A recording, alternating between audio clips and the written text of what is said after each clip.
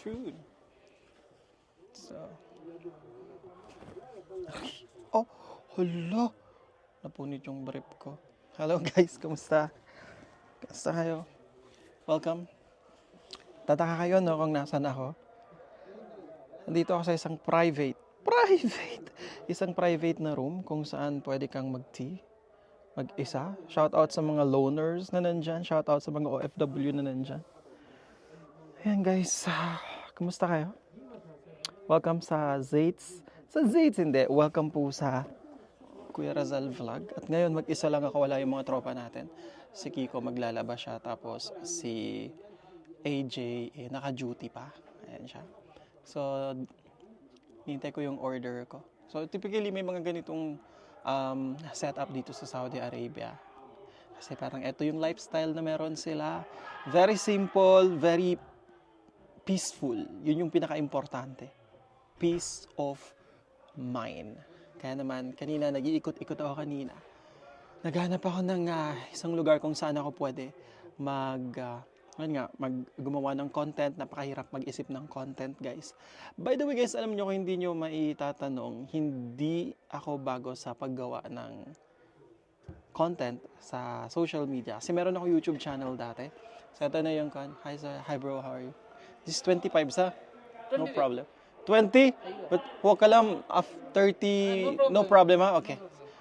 Thank you. Dito kasi, may limit kasi sila dito. So, ito yung in-order natin siya. Wow! Mayaman! Alam niyo guys, no? I think, yung iba, pag nakita nila na ganito, yung mga order, ganito yung setup, kala nila mayaman agad. Kala nila, wow! Pag nakita na naman to ng mga makakapanood ng mga kakilala natin, sabi nila, wow, social. Hindi po pwedeng ma-enjoy mo yung moment. Makita nila na maganda yung lugar. Maganda na ba to? Makita nila guys na presentable yung lugar, presentable yung situation. Tapos sasabihin nila agad na, wow, social. Hindi guys, this is only 20 reals. Actually, tingnan nyo, 20 reals lang to. Wala na akong ibang in-order kasi wala na akong pangbayad. Gusto ko lang mapag-isa.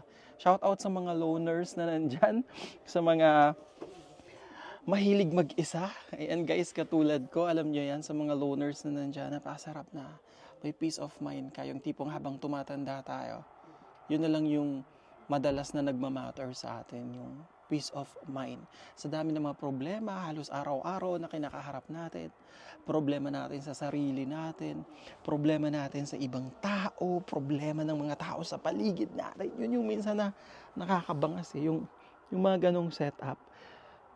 Kaya minsan, kailangan talaga natin ng time para sa sarili natin. Mag-isa, kasama ng mga totoong kaibigan. Hindi niyo kailangan ng maraming kaibigan.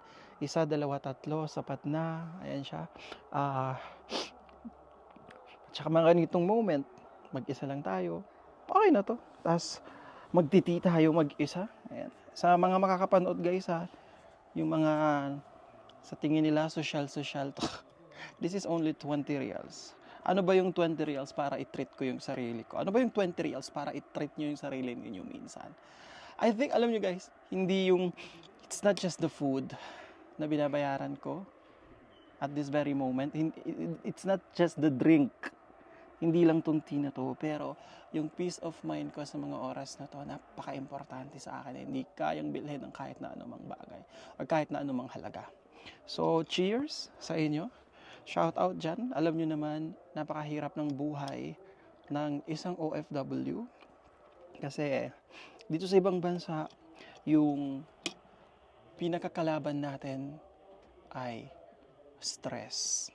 Stress sa trabaho, stress sa problema sa pamilya sa Pilipinas, stress sa mga kasama natin sa trabaho. Pero chill lang kayo. Huwag ninyo masyadong isipin yung mga bagay na yan. Sarap, saktong-sakto yung lasa. So bali ang kinuha ko pala is ito, isang kettle para feel ko yung moment.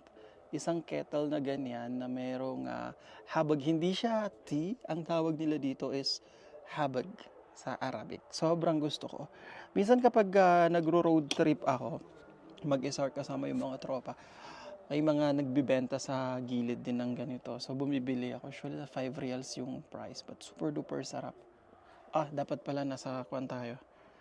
Right side. Dito sa Saudi, majority ng mga Muslims, all Muslims, usually nasa right side sila. Nagpipik ng mga gamit or umiinom or kumakain. So guys, kamusta kayo? Kamusta yung mga kababayan ko dyan na OFW? Let's talk anything. Kahit na ano, under this roof. Yan. Napaka-peaceful ng ganito guys. Alam niyo minsan, hindi natin kailangan ng sobrang dami ng tao sa paligid natin. Minsan kailangan na nating mapag-isa, kailangan nating maramdaman yung moment. Dati nga pinangarap ko, sabi ko, bago ako magkapamilya, sabi ko, siguro ang sarap na nung wala pa akong pamilya. Ngayon, I'm married, so may family na ako. Pero nung mga time na single pa ako, by the way, I'm already 13 years now dito sa Saudi Arabia. 13 years, hindi pa ako umuwi sa Philippines. At alam ko maraming mga iba pang OFW na sobrang tagal, mas matagal pa kesa sa akin. The other day nga, nung nasa work ako, may nagsabi sa akin na sabi niya, ilang taon ka na ba? Sabi ko, 35 na ako, sir. Sabi niya, alam mo ba na hindi ka pa pinapanganak, nasa Saudi Arabia na ako. Sabi ko, wow! Medyo matanda na si sir. Bumili siya ng pangpasalubong na pabango sa store namin. So, ang daming mga OFW na dito na sila nagsimula sa KSA. Yeah. And may kumatok. And dito na din sila tumanda and it's time for them to leave the country. But makikita mo pa rin sa kanila na happy sila, fulfilled sila, kontento sila sa kung ano yung naging buhay nila. Marami silang naipundar sa Philippines, sa mga para sa family nila, sa future ng family nila. So ayun.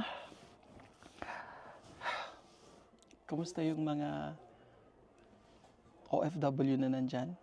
Of course, hindi lang yung mga OFW, yung mga independent individuals, yung mga maraming problema dyan.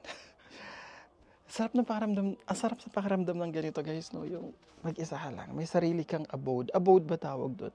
May sarili kang space, walang tao, walang istorbo, ang sarap mag-meditate, ang sarap pikit yung mga mata mo, tapos ramdamin mo yung moment, tahimik, ba? Napaka dalang lang na makaramdam ng katahimikan. By the way, sabi ko pala kanina guys, hindi yung page ko dito sa Facebook, this is not my first time talaga na be into social media. Meron akong YouTube account, Kuya Razal din yung name. Tapos hindi ko lang siya na-maintain. Dati nagta-travel ako let's say from Riyadh to Khubar to Jubail. Tapos umaakit ako ng mga mountain. Kaso hindi ko lang siya na-maintain. Napag-iwanan ako ng mga kasama kong vloggers na sobrang dami ng followers ngayon. But ako naman hindi ko naman masyadong nilalagay ko sa utak ko na kailangan kong maggawa ng content to earn or something. Gusto ko lang na yung mga time na gusto kong may makakonect or makarelate sa content ko, happy na ako doon. Kaya hindi ako masyadong nakakapag-upload. But of course, naghanap pa rin ako ng time to make contents para sa inyo. And sana mapanood nyo pa yung mga ibang vlogs na ginawa ko. Yes, bro. Sorry, may nagmamap sa labas. So, ganito yung place. Pakita ko sa inyo yung place, guys, ha. Parang siyang maliit na kwarto. May TV sa harap. Dito lang to malapit sa store namin. Ganyan siya. Maliit siya na place. Tapos, may TV. Usong-uso to dito sa Saudi Arabia, yung mga ganitong place. Gustong-gusto ng mga ibang lahi yung privacy. Tapos, parang na-adapt ko na rin. Minsan, naghanap ako ng place na tahimik, alam mo yun. Alam nyo guys, napakasimple lang ng buhay dito sa KSS. Napakasimple. Yung mga ibang lahi, may kaya sila. Kung sa may kaya. Pero they're very, very simple. Kumakain sila ng nakakamay. Ganitong place, gustong-gusto nila. Tapos, nakikisalamua sila ng normal sa ibang tao. Yun yung bagay na nagustuhan ko dito sa Saudi Arabia. And, ayun, sana more vlogs to come pa. Sana masupport ninyo to. itong channel na to. At ito yung in-order ko. Pakita ko sa inyo. Yung in-order natin. Weh! Sa isang kayan siya guys. Tapos ako lang mag-isa dito. Yay! Ba, ganda. Ganda ng place. Tapos may mga kwarto-kwarto din dyan. Nanonood sila ng soccer ball. Nanonood sila ng tawag dito mga games nila. Tapos tea. Ayan. So that's it guys. We'll see you again sa aking next vlog. Sana may kwento yung in-upload ko.